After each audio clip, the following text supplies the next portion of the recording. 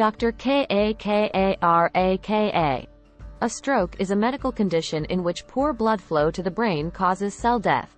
There are two main types of stroke: ischemic, due to lack of blood flow, and hemorrhagic, due to bleeding. Both cause parts of the brain to stop functioning properly. Signs and symptoms of a stroke may include an inability to move or feel on one side of the body, problems understanding or speaking, dizziness, or loss of vision to one side.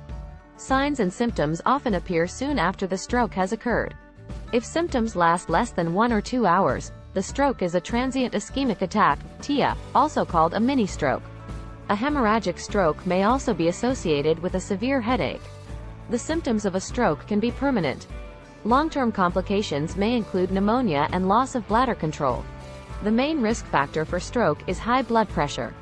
Other risk factors include high blood cholesterol, tobacco smoking, obesity, diabetes mellitus, a previous TIA, end-stage kidney disease, and atrial fibrillation. An ischemic stroke is typically caused by blockage of a blood vessel, though there are also less common causes.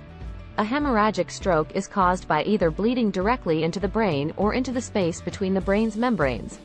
Bleeding may occur due to a ruptured brain aneurysm. Diagnosis is typically based on a physical exam and supported by medical imaging such as a CT scan or MRI scan. A CT scan can rule out bleeding, but may not necessarily rule out ischemia, which early on typically does not show up on a CT scan. Other tests such as an electrocardiogram, ECG, and blood tests are done to determine risk factors and rule out other possible causes. Low blood sugar may cause similar symptoms. Prevention includes decreasing risk factors, surgery to open up the arteries to the brain in those with problematic carotid narrowing, and warfarin in people with atrial fibrillation. Aspirin or statins may be recommended by physicians for prevention.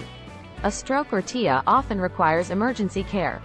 An ischemic stroke, if detected within 3 to 4.5 hours, may be treatable with a medication that can break down the clot.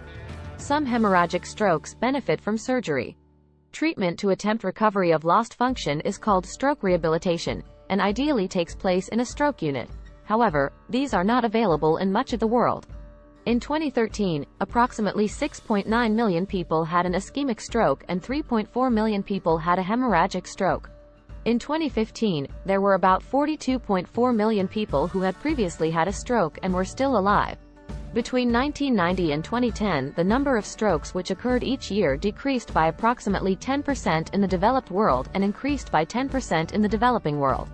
In 2015, stroke was the second most frequent cause of death after coronary artery disease, accounting for 6.3 million deaths, 11% of the total.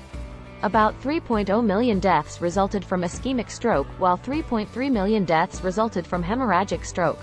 About half of people who have had a stroke live less than 1 year. Overall, 2/3 of strokes occurred in those over 65 years old. In the 1970s, the World Health Organization defined stroke as a neurological deficit of cerebrovascular cause that persists beyond 24 hours or is interrupted by death within 24 hours, although the word stroke is centuries old. This definition was supposed to reflect the reversibility of tissue damage and was devised for the purpose, with the time frame of 24 hours being chosen arbitrarily. The 24-hour limit divides stroke from transient ischemic attack, which is a related syndrome of stroke symptoms that resolve completely within 24 hours.